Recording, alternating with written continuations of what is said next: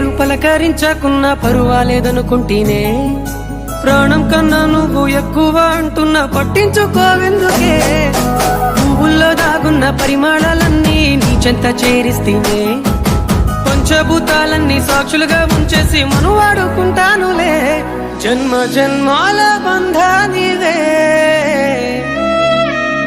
ఓ సిన్నారాములమ్మ